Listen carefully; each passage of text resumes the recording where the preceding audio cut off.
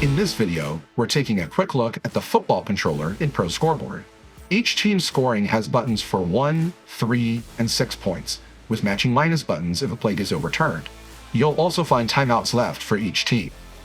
Down count, to-go yardage, and ball-on yardage can each be updated with their own plus and minus buttons, or click Edit to update all three at once in a single step. Click Possession to toggle the possession indicator between teams.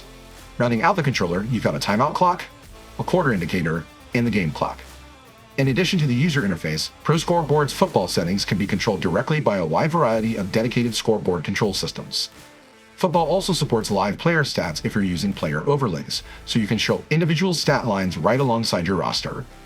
And that's football. Fast scoring controls, quick down and distance updates, and stat tracking help you keep pace with every snap. Thanks for watching. See you in the next one.